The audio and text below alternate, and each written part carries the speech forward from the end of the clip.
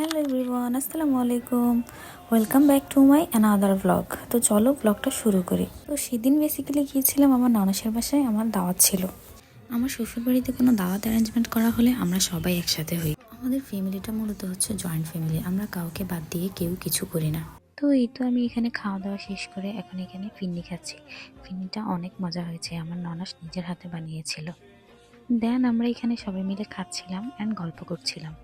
সেদিন এত dessert item ছিল, খেয়ে আমার পুরো অবস্থা খারাপ হয়ে গেছে। তো 21 তারিখে ছিল আবার আমার ভাগ্নির জন্মদিন।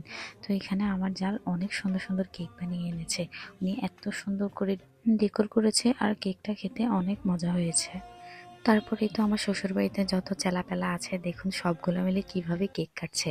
ওরা সবগুলা বাটি নিয়ে হাজির ছিল, ওরা কেকটা খাওয়ার জন্য একদম এত এক্সাইটেড ছিল। তারপরেই তো আমি খাওয়া দাওয়া শেষ করে বাসায় চলে আসলাম এবং এখানেই আমার ব্লগটা শেষ করলাম। সবাই ভালো থাকবেন, সুস্থ থাকবেন, আল্লাহ হাফেজ।